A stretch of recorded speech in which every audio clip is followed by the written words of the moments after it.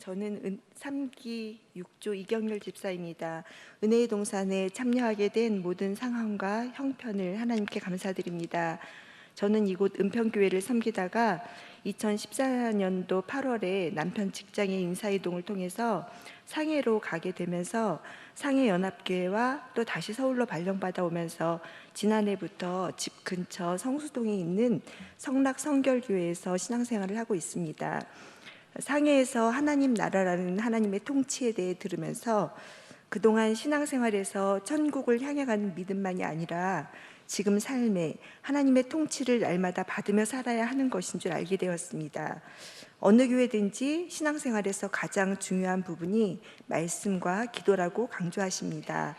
그 말씀을 듣고 각자의 방법으로 말씀과 기도를 해왔지만 어느 정도 신앙생활을 해왔다고 말하는 사람들이 함께 모여서 나눔이라는 것을 하다 보면 각자는 열심히 하고 싶은 마음이 있지만 지속적으로 잘 되지 않음을 고백하며 오히려 크리스찬으로 열심히 살아가지 못하는 것에 대해서 죄책감을 갖고 있음을 나누게 됩니다.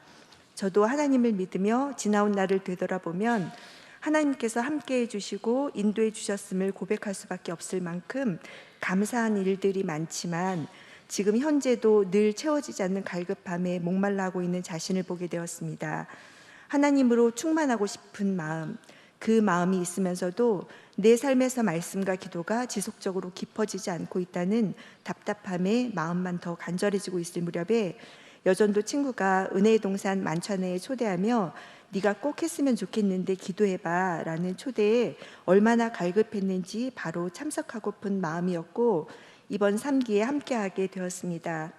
몇 번의 말씀을 들으며 소그룹의 나눔이 있었지만 그동안의 성경 공부와 별반 다르지 않게 느껴져서 왜 하나님께서 이곳으로 인도하셨는지에 대해서 기도는 하면서도 처음에 참석하게 된 마음과 같은 기대감은 점점 감소되어지고 있었습니다.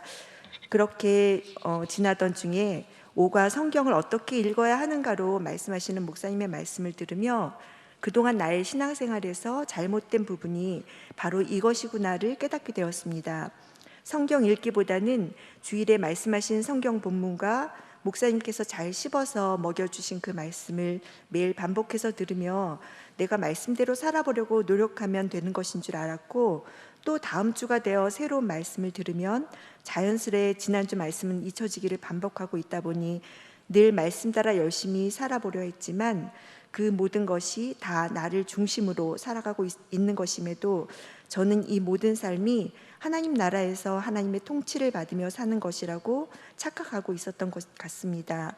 또한 성경 공부를 통해 알게 된 성경 지식은 처음 공부를 시작할 때의 마음은 성경을 알고 싶고 성령으로 충만하길 원해서 열심을 내었지만 언제부터인지 지식이 되어져서 나를 세우는 데 사용되고 있었음도 알게 되었습니다.